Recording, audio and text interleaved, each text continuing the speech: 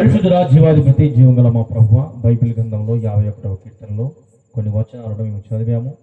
వీటిని గూర్చిన వివరణ ఇస్తూ ఉండగా నీ కృపను దయచేయండి. వినగల చెవులను, గ్రహించగల మనస్సును మీ స్వాధీనంలో ఉంచుకొనగలరని శబ్దము ద్వారా ఎందరైతే నీ మాటలు వింటున్నారో విన్న మాటలు వారి హృదయం అనే పలక మీద రాసుకున్నదాకా మీరు కృపను దయచేయగలరని యేసు క్రీస్తు నామమున అడిగి వేడుకొనుచున్నాము తండ్రి, ఆమేన్. ప్రభునందు పిల్లారా, 51వ కీర్తనలో మనం అందరము కూడా మరి మొదటి 2-3 వచనాలను మనము చదవడం జరిగింది. ఈ 51వ కీర్తన బైబిల్ గ్రంథములో కీర్తనల గ్రంథాన్ని దావీదు ఎక్కువగా రాశాడు కాబట్టి దావీదు కీర్తన అని పిలుస్తాం. అయితే ఈ 51వ కీర్తన కూడా దావీదే రాశాడు. ఏ సందర్భంలో రాశాడు అంటే పైన హెడ్డింగ్ రాయబడింది ప్రధాన గాయకునికి, అంటే పాటలు పాడేటువంటి వ్యక్తికి అనుకూలముగా ఏం చేశాడు. దావీదు బత్షెబ యొద్దకు వెళ్ళిన తరువాత నాతాను ప్రవక్త అతని యొద్దకు వచ్చినప్పుడు అతడు రచించిన కీర్తన. ఎవరండి? దావీదు ఎక్కడికి వెళ్ళాడంట? బత్షెబ యొద్దకు వెళ్ళాడు. అంటే బత్షెబ యొద్దకు వెళ్ళాడు అంటే బత్షెబ అనేటువంటి ఒక స్త్రీతో ఈ దావీదు పాపము చేశాడు. పాపము చేసిన తర్వాత నాతాను ప్రవక్త వచ్చి ఆ పాపము చేసింది నీవే అని హెచ్చరించడం జరిగింది. ఆ పాపము చేసింది నీవే అని హెచ్చరించిన తర్వాత మరి ఈ యొక్క అతను పశ్చాత్తాపపడుతూ ఈ కీర్తనల గ్రంథాన్ని రాయడం జరిగింది. ఎప్పుడైనా వీలైనప్పుడు దావీదు మరి చేసినటువంటి పాపాన్ని గురించి మనము వివరణ విందాం. అయితే ఇప్పుడు పశ్చాత్తాపముతో మరి పశ్చాత్తాపపడిన దావీదు గురించి మనము వింటూ ఉన్నాం. పశ్చాత్తాపపడిన దావీదు. దావీదు అంటే మామూలుగా మనలాంటి సామాన్యుడు కాదు. అతడు ఒకప్పుడు గొర్రెల కాపరిగా ఉన్నప్పటికీ అంతకుముందు మరి అతడు గొర్రెల కాపరిగా ఉండడమే కాకుండా తన అన్నలకు ఎక్కువగా క్యారెళ్ళు అందించడానికి, అంటే తన అన్నలు మరి పనుల్లో ఉన్నప్పుడు వారికి క్యారెళ్ళు కూడా అందించేటువంటి వాడు. అలాగనే గొర్రెల కాపరులుగా ఉన్నవాడు.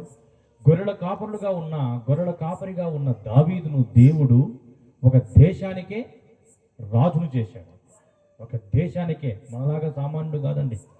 ఒకప్పుడైతే గొర్రెలు కాసేవాడే, కానీ దేవుడు మరి సమూయేలు ద్వారా అతన్ని అభిషేకము చేసి మరి గొర్రెలు కాసేటువంటి వ్యక్తిని మనుషులను కాసే వ్యక్తిగా, గొర్రెలకు కాపరిగా ఉన్న వ్యక్తిని మనుషులకు కాపరిగా అనగా ఒక అధికారిగా రాజుగా నియమించడం జరిగింది.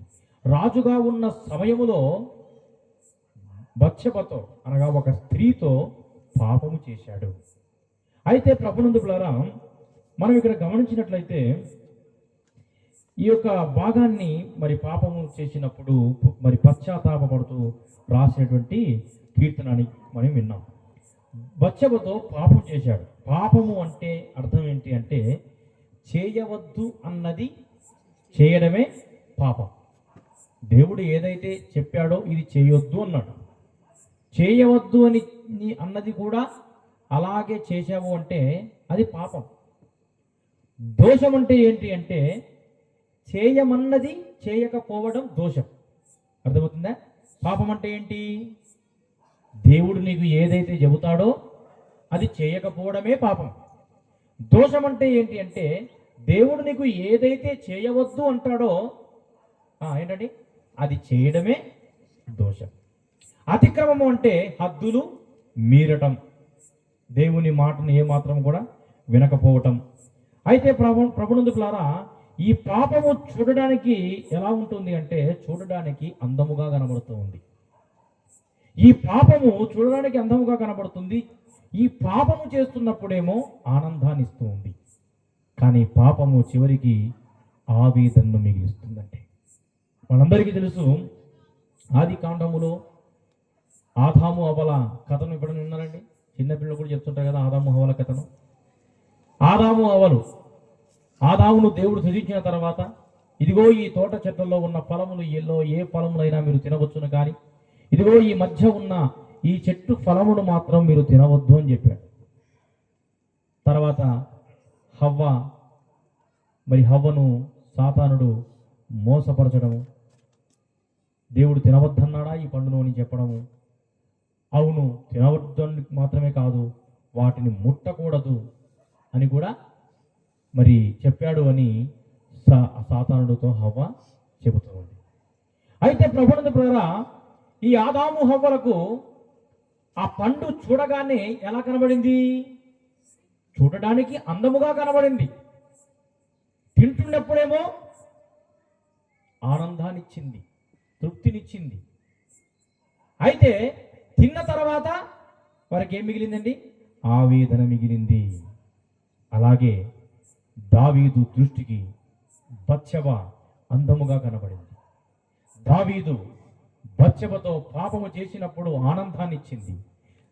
చివరికి పాపము చేసిన తర్వాత అతనికి ఆవేదన్నే మిగిల్చిందండి. ఏమేమి జరిగింది? పుట్టిన వెంటనే బిడ్డ చనిపోవడము, అలాగనే పిల్లలు మరి హంతకులు కావడము, పిల్లలు వ్యభిచారులు కావడము, అలాగనే కన్న కొడుకే, సొంత కొడుకే దావీదును చంపడానికి ప్రయత్నించడము, అలాగనే చెప్పులు లేకుండా కొండలకు పారిపోవడము, అలాగనే ఒక వ్యక్తి మరి షిమి అనేటువంటి ఒక వ్యక్తి అతని చీ పో, ఎవరినండి? ఒక రాజుని చీ పో అని అన్నా కూడా ఏమాత్రం అతని అనకుండా మరి మరి మౌనముగా తల వంచడం, ఇలా ఎన్నో ఎన్నో కారణాలు దావీదుకు చివరికి ఆవేదన్నే మిగిలిచ్చిందండి.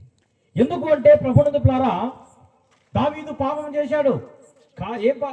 ఏమని? పొరుగువాని యొక్క భార్యను ఇక్కడ ఆశించడం మనం చూస్తున్నాం. పొరుగువాని యొక్క భార్యను ఆశించడము చూడండి ప్రభునందు ప్రియులారా. అంతేకాదు, మరి ఆ పాపము చేయడం మాత్రమే కాదు, ఆ పాపాన్ని కప్పిపుచ్చుకోవడం కోసము నరహత్య కూడా చేశాడు. ఏం చేశాడండి? ఆ పాపాన్ని కప్పిపుచ్చుకోవడం కోసము హత్యను కూడా చేశాడు, చంపేశాడు. ఎవరిని? ఒక స్త్రీతో పాపము చేస్తే ఆ స్త్రీ యొక్క భర్తను ఏం చేసేసాడండి? చంపేశాడు. ఎంత ఘోరం అండి, ఎంత ఘోరం. అయితే ప్రభునందు ప్రియులారా, ఎవరి దావీదు? దేవుని చేత నా హృదయానుసారుడు అని సాక్ష్యం పొందిన వాడు ఈ దావీదు. ఎవరికి దావీదు? గొల్యాతుపై విజయము పొందినవాడు ఈ దావీదు. గొల్యాతుపై విజయము, ఆ యొక్క విజయము దావీదు యొక్క కీర్తిని ఉన్నత శిఖరాలకు తీసుకెళ్ళింది. ఎందుకంటే గొల్యాతు అనేటువంటి ఒక భయంకరమైన వ్యక్తిని చూసి అతను ఒక ఫిలిస్తీయుడు ఇశ్రాయేలీలతో యుద్ధము చేయడానికి, ఎవరైనా నన్ను చంపడానికి నాతో యుద్ధము చేయగలరా అని ఛాలెంజ్ చేసినప్పుడు ఎవ్వరు కూడా ముందుకు రాలేదండి. ఎవరు కూడా ముందుకు రాలేదు. కానీ ప్రభునందు ప్రియులారా, మనం గమనించినట్లయితే చిన్నవాడైనటువంటి ఈ దావీదు, చిన్నవాడు, కేవలం 12-13 సంవత్సరాల వయసులో ఉన్నవాడు, నేను వెళతాను అతని మీదకి యుద్ధము అని చెప్పి వెళ్ళాడు. వెళ్ళి ఒక పొడిశాలలో 5 రాళ్ళను ఏరుకున్నాడు. ఒక రాయిని తీసుకున్నాడు, గిరగిరా తిప్పాడు. కరెక్ట్గా అతని నుదుటికి పడినప్పుడు అంత భయంకరమైన వ్యక్తి, అంత బలమైన వాడు కుప్పకూలిపోయాడండి, చచ్చిపోయాడు. చూడండి ప్రభునందు ప్రియులారా, అతను రాయి విసిరేటప్పుడు దావీదు రాయిని విసిరినప్పుడేమో ఒక మాట అన్నాడు. ఏమన్నాడు అంటే, యుద్ధము యెహోవాదే అన్నాడు. ఆ మాట అన్న తర్వాత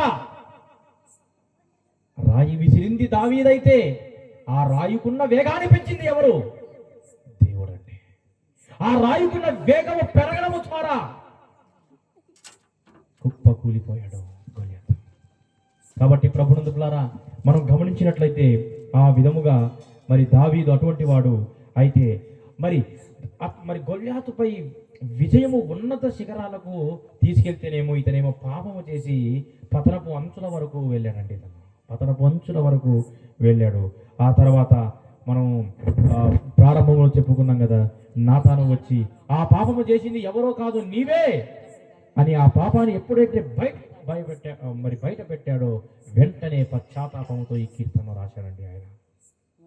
ప్రభునందు ప్రియులారా, ఏ పాపమైతే నిన్ను దూరము చేస్తుందో, ఏ పాపమైతే నిన్ను పట్టి పీడిస్తుందో, ఏ పాపమైతే నీకు ఆవేదన మిగిలిస్తుందో, ఆ పాపాన్ని కప్పుకోక దావీదు వలె మనం ఏం చేయాలండి? ఒప్పుకోవాలి. పాపమే మనల్ని పట్టి పీడిస్తుంది. పాపమే మనలను ఏం చేస్తుందండి? పాపము మనల్ని పట్టి పీడిస్తుంది. ఆ పాపము దేవుని నుండి మనకు దూరం చేస్తుందండి. చివరికి ఆవేదన మిగిలిస్తుంది. కాబట్టి మనం పాపాలను కప్పిపుచ్చుకోకూడదు. చేసిన పాపమును ఆయన ఎదుట మనం ఒప్పుకునేటువంటి వారముగా ఉండాలి. అదే చేశాడండి దావీదు. ఇప్పుడు 51వ కీర్తనలో మనం గమనించినట్లయితే ఏమని రాయబడిందండి? దేవా నీ కృప చొప్పున నన్ను కరుణించుము. ఏమనండి? దేవా నీ కృప చొప్పున నన్ను కరుణించుము. నీ వాత్సల్య బాహుళ్యము చొప్పున నా అతిక్రమములను తుడిచివేయుము. నా దోషము పోవునట్లు నన్ను బాగుగా కడుగుము. నా పాపము పోవునట్లు నన్ను పవిత్రపరచము. అయితే ప్రభునందు పిల్లరా, ఇక్కడ మనం గమనించినట్లయితే ఈ 51వ కీర్తనలో 4 పాయింట్లు మనం వింటూ ఉన్నాం. మొదటి పాయింట్ కరుణింపుము, అతను చేసిన ప్రార్థనలో కరుణింపుము. రెండవ పాయింట్ తుడిచివేయుము. మూడవది కడుగుము. నాలుగవది పవిత్రపరచము. 4 పాయింట్లను మనం వింటున్నాం. మొదటి పాయింట్ ఏంటంటే దేవా. ఏమంటున్నాడండి? దేవా అని సంబోధిస్తూ ఉన్నాడు. ఎవరు ఈ దేవా అని ఎవరితో మాట్లాడుతున్నాడు? దావీదు దేవునితో మాట్లాడుతున్నాడు. ఏమని మాట్లాడుతున్నాడు? దేవా నీ కృప చొప్పున, ఏంటండి? నీ కృప చొప్పున నన్ను కరుణించు అంటూ ఉన్నాడు. ఎవరిని కరుణించాలంట? దావీదు అనుకోవచ్చు కదండి, నేను పాపం చేశానులే, నన్ను అడిగేవాడేవాడు, నాతో మాట్లాడేవాడెవడు, నా ఎదురుగా వచ్చి ఈ పాపం చేసింది నీవే అని అనే దమ్ము ఎవరికి ఉంది అని అనుకుని ఉండవచ్చు. కానీ దేవుడు నాతాను పంపించడం జరిగింది. చూడండి ప్రభునందులారా, ఇక్కడ మనము పాప క్షమాపణ కలిగేందుకు మిగిలి ఉన్న ఒకే ఒక్క మార్గం ఏంటి అంటే ఆయన కృప. ఏంటండి? పాపము యొక్క క్షమాపణ మనకు కలగాలి అంటే ఆయన కృప మాత్రమే మనకు మార్గం అండి. అందుకే ఆ కృపను గురించి ఆయన ప్రార్థిస్తున్నాడు. నీ కృప చొప్పున నన్ను కరుణించుము. ఇక ఏది కూడా మన పాపాన్ని పరిహరించదండి. ఆయన కృప, ఆయన కరుణ, ఆయన వాత్సల్యం మాత్రమే మనము చేసినటువంటి పాపాన్ని పరిహరిస్తూ ఉంది. కాబట్టి ప్రభునందు పిల్లరా, ఒకవేళ మనం చూపుల ద్వారాను, తలపుల ద్వారాను, మాటల ద్వారాను, నడకల ద్వారాను 2025వ సంవత్సరములో మనం అటువంటి పాపములు చేసిన వారమైతే ఈ కొత్త సంవత్సరంలో మనం అడుగు పెట్టాము. కాబట్టి ప్రభునందు పిల్లరా, కొత్త సంవత్సరంలో మనం అడుగు పెట్టాము కాబట్టి ఆ చూపులు, ఆ తలంపులు, ఆ నడకలు, ఆ మాటలు అన్నీ కూడా మనలో మారిపోవాలి. మనం కొత్త తరం తెచ్చుకోవాలి. దేవుని ఎదుట ప్రభువా నేను 2025లో అనరాని మాటలు అన్నాను ప్రభువా, 2025 సంవత్సరములో నేను పాపము చేశాను ప్రభువా, 2025 సంవత్సరములో నా చూపు సరిగా లేదు, నా మాట సరిగా లేదు, నా నడక సరిగా లేదు. ఈ కొత్త సంవత్సరంలో నేను అడుగు పెట్టాను ప్రభువా, నన్ను కరుణించు ప్రభువా అని ఈ కొత్త సంవత్సరంలో నీవు దేవుణ్ణి అడగాలండి. కొత్త సంవత్సరంలో అడుగు పెట్టావు, కొత్త సంవత్సరం వచ్చేసింది. కొత్త సంవత్సరంకి ఎంతమంది మీరు హ్యాపీ న్యూ ఇయర్ చెప్పుకున్నారా? చెప్పుకుంటారు కదా ప్రతి ఒక్కరు. ఏం మారింది?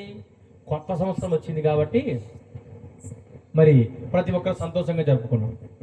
మీకు తెలుసులే, ప్రతి కొత్త సంవత్సరము మన ఆయుష్కు దగ్గర అవుతుంది. ఏంటండి? ప్రతి సంవత్సరంలో పెరిగే కొద్దీ మన ఆయుష్ పెరుగుతుందా తరుగుతుందా? తగ్గుతుంది. గత సంవత్సరంలో నీ వయసు ఒకవేళ 30 ఉండింటే ఈ సంవత్సరంలో ఎన్ని 31, వచ్చే సంవత్సరానికి 32. అలా పెరుగుకుంటారు. వయసు ఏమో పెరుగుతుంది, ఆయుష్ ఏమో తగ్గుతుంది. ఈ కొత్త సంవత్సరం వచ్చినందుకు దేవుడిని సంతోషించడండి. మార్పు రావాల్సింది నీలో రావాలి మార్పు. ఏమన్నాడండి? కరుణించుము అన్నాడు. దేవా నీ కృప చొప్పున, మొదటి పాయింట్ మనం వింటూ ఉన్నాము, నన్ను కరుణించుము అంటూ ఉన్నాడు. అందుకే ఆయన కరుణ, ఆయన వాత్సల్యము ఇవి మాత్రమే ఆయన పాపాన్ని పరిహరించగలదు అని అందుకే ఆయన కృపకై అర్థిస్తూ ఉన్నాడు దావీదు. అలాగన ప్రభునందు పిల్లరా, మనము కూడా ఆయన కృపకై మనమందరం కూడా అర్థించాలి. అలాగనే రెండో పాయింట్ చదవండి.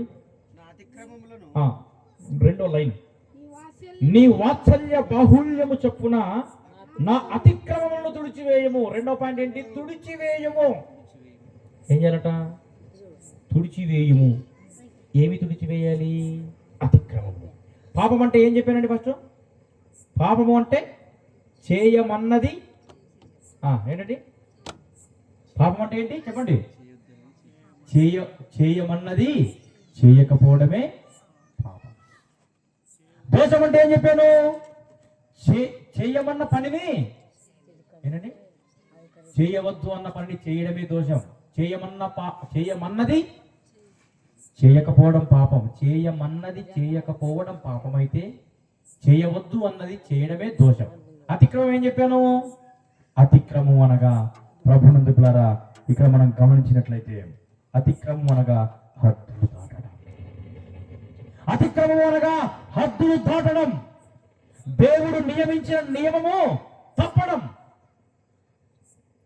ఒకవేళ నీవు గత సంవత్సరంలో దేవుని యొక్క క్రమాలు తప్పావేమో, అతిక్రమించావేమో, దేవుని నియమాన్ని ఉల్లంఘించావేమో, ఒకసారి జ్ఞాపకం చేసుకో. గత సంవత్సరం అంతా కూడా జ్ఞాపకం చేసుకో. కొత్త సంవత్సరంలోకి వచ్చావు కాబట్టి ఇప్పటికైనా అతిక్రమములో నీవు ఉండకు. దావీదు అదే అంటున్నాడు, నీ వాత్సల్య బాహుళ్యము చెప్పున. వాత్సల్య బాహుళ్యము అంటే, వాత్సల్యము అంటే ఏంటి? ప్రేమ. బాహుళ్యము అంటే ఎక్కువ. నీకు నా మీద ఎక్కువ ప్రేమ ఉన్నది కాబట్టి ఆ ఎక్కువైన ప్రేమతో నేను చేసిన నా అతిక్రమములను, అతిక్రమము అని అనడం లేదు, అతిక్రమములను అంటున్నాడు. అంటే ఒకటి కంటే ఎక్కువగా చేశాడు. అతిక్రమములను ఏం చేయాలంట? తుడిచివేయుము అంటూ ఉన్నాడు ప్రభునందు పిల్లారా. చూడండి ప్రభునందు పిల్లారా, అతిక్రమములను తుడిచివేయుము అని మరి దావీదు అంటూ ఉన్నాడు. అంటే దేవుడు నియమించిన, దేవుడిచ్చిన, అంటే అతడు ఏం చేశాడు? ఆ క్రమాన్ని తప్పాడు. దేవుడు ఒక క్రమం పెడితే ఆ క్రమాన్ని ఏం చేశాడండి? తప్పాడు. దేవుడు చెప్పిన మాటను ఏమాత్రం కూడా చేయవద్దన్న పని చేసేసాడు. నిర్గమకాండము 20 అధ్యాయం 14-17 వచనం చదవండి ఒకసారి. అంటే దేవుడిచ్చిన నియమం ఏది, అతడు తప్పిన నియమం ఏది, దేవుడిచ్చిన నియమం ఏది అన్నది నిర్గమకాండంలో మనం చూద్దాం.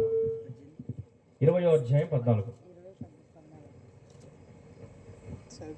త్వరగా. వ్యభిచరించకూడదు. ఓకే చాలు. ఏమని రాబడిందండి? వ్యభిచరించకూడదు. 17వ వచనం. నీ పొరుగువాని తర్వాత నీ పొరుగువాని భార్యనైనను, అతని దాసినైనను, దాసురాలైనను, అతని ఎద్దునైనను, గాడిదైనను, నీ పొరుగువానిదగు దేనినైనను కూడా ఆశించకూడదు. ఇది ఎవరు ఇచ్చిన నియమము? దేవుడు ఇచ్చిన నియమం. నీ పొరుగువానిది ఏది కూడా ఆశించకూడదు. అదే ఆ నియమాన్నే దావీదు తప్పాడు, అతిక్రమము చేశాడు. పొరుగువాడిని ఆశించాడు, పొరుగువారి భార్యను ఆశించాడు, తప్పు చేశాడు, అతిక్రమించాడు, హద్దులు దాటాడండి. కాబట్టి ప్రభునందు పిల్లారా, అందుకే అంటున్నాడు, నా అతిక్రమములను తుడిచివేయము అంటున్నాడు. ఎన్ని పాయింట్లు ఉన్నామని మనం? మొదటి పాయింట్ ఏంటి? కరుణించము. రెండో పాయింట్ ఏంటి? తుడిచివేయము. మూడో పాయింట్ చదువుకుందాం. 2వ వచనం.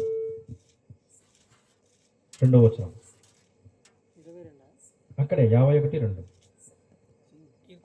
నా పాపం పోవునట్లు, 2వ వచనం పైన, నా దోషము పోవునట్లు నన్ను బాగుగా కడుగుము. మూడో పాయింట్ ఏంటి? కడుగుము.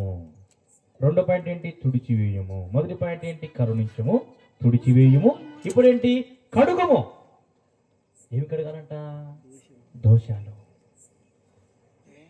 ఈ పని చేయొద్దు అని దేవుడు చెప్తే అదే చేశాడు. ప్రభునందు పిల్లారా, ఆ దోషాన్ని కడిగివేయము అంటూ ఉన్నాడు. ప్రభునందు పిల్లారా, ఈ సమయంలో నీవు నీ దోషమును కడిగివేయము అని ఎప్పుడైనా నీవు దేవునితో మాట్లాడావా? కీర్తనల గ్రంథంలో మనం చూసినట్లయితే 32:1-2 వచనాలు ఒకసారి త్వరగా. తన అతిక్రమములకు పరిహారము నొందినవాడు, తన పాపమునకు ప్రాయచిత్తము నొందినవాడు ధన్యుడు. ఎవరైతే తన అతిక్రమములు చేస్తారో, అటువంటి విషయాల్లో ప్రాయచిత్తం ఎవరైతే పొందుతారో అటువంటి వారు ధన్యులు. ఇక్కడ కడుగుము అంటున్నాడు దోషములను. నన్ను కడుగునట్లు, దోషము పోవునట్లు, నా దోషములన్నీ కూడా ఏం కావాలంట, పోవునట్లుగా నన్ను కడుగుము అని. అది కూడా ఎలాగంట, బాగుగా కడుగుము అంటున్నాడండి ప్రభువు. తన పాపమునకు ఎవరైతే పరిహారము నొందుతారో, తన పాపమునకు ఎవరైతే ప్రాయచిత్తం పొందుతారో, ఎవరైతే అతిక్రమములకు పరిహారం పొందుతారో అటువంటి వారు కూడా ధన్యులు అంట. ఒకవేళ నీవు దోషములు చేశావేమో, చేయవద్దు అన్నది నువ్వు చేశావేమో జ్ఞాపకం చేసుకో. అయితే దేవుని ఎదుట, ప్రభువా నేను ఈ తప్పు చేశాను, ఈ దోషం చేశాను, అయితే నన్ను కడుగు ప్రభువా అని దేవుని ఎదుట నీ పాపము నీవు ఒప్పుకోవాలి. తర్వాత రెండవ వచనంలో 2 లైన్, 51:2 నా పాపము పోవునట్లు నన్ను పవిత్ర పరచుము. ఏం పోవునట్లు? పాపము పోవునట్లు. పాపం అంటే ఏంటో మనం ఆల్రెడీ విన్నాం. అయితే ప్రభునందు పిల్లరా, ఆజ్ఞను అతిక్రమించారు. ఆజ్ఞ అతిక్రమమే ఏంటంట? పాపం. అంటే దేవుడిచ్చిన ఆజ్ఞను ఏం చేశాడు? దేవుడిచ్చిన ఆజ్ఞని తను పాటించాలి, అతిక్రమించాడు. ఒకవేళ నువ్వు దేవుడిచ్చిన ఆజ్ఞను నీవు అతిక్రమించావేమో ఒకసారి జ్ఞాపకం చేసుకోవాలి. అయితే ఇతను అతిక్రమించాడు కాబట్టి, దేవుడిచ్చిన ఆజ్ఞను పాటించలేదు కాబట్టి నా పాపము పోవునట్లుగా నన్ను ఏం చేయమంటాడండి? పవిత్రపరచుము అంటూ ఉన్నాడు. పవిత్రపరచుము అంటున్నాడు. ఒక మాట మనం చదువుకుందాం. యెషయా గ్రంథం 43:25 త్వరగా. 43:25. నేను నేనే నా చిత్తానుసారంగా. ఎవరు మాట్లాడుతున్నారు ఈ మాట? ఎవరు మాట్లాడుతున్నారండి? చదవండి, చదివిన తర్వాత.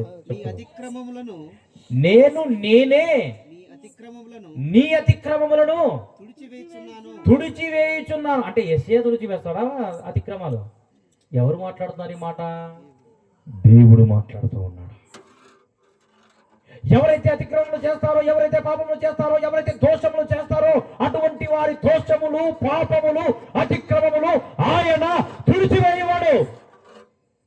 ఎందుకంటే అది ఆయనకు మాత్రమే అర్హత ఉన్నది. ఆయనకు మాత్రమే అర్హత ఉన్నది. తుడిచివేయువాడు. ఇర్మియా 33:8. ఇర్మియా గ్రంథం 33:8.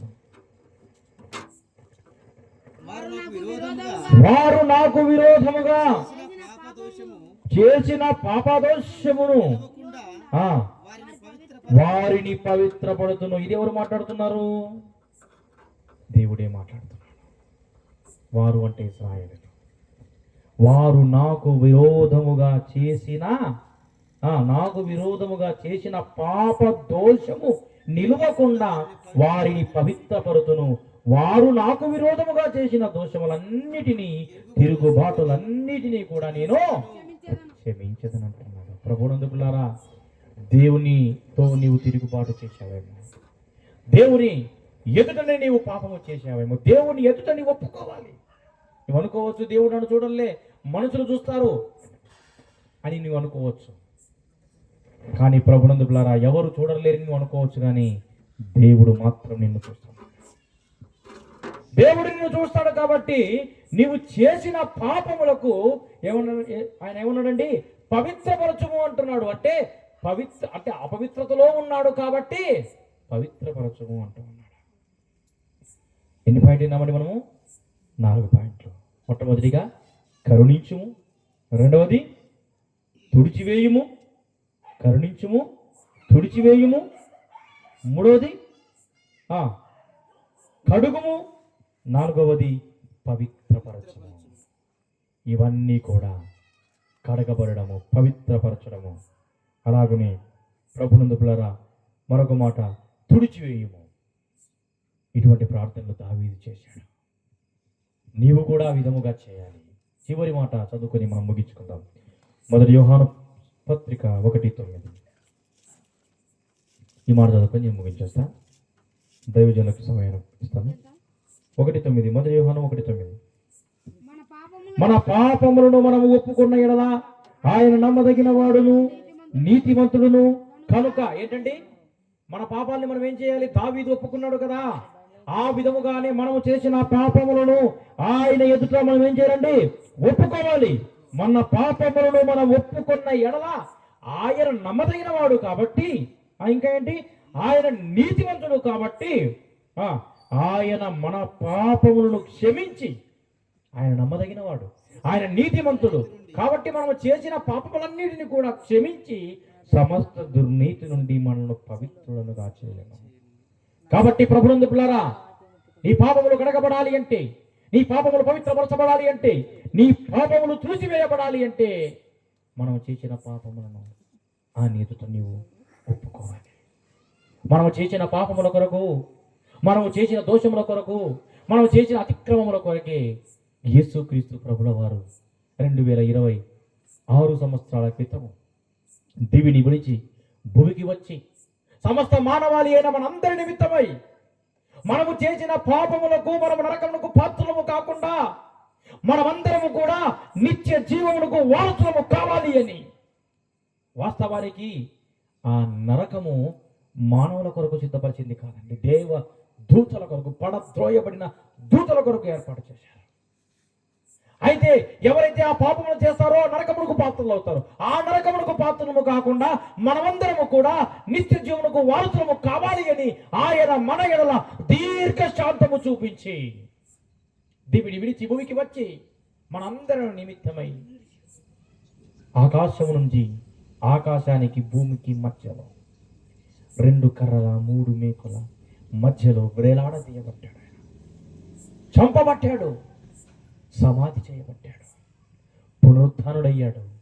మొదటి రాకలో ఆయన పాపుల కోసం వచ్చాడు.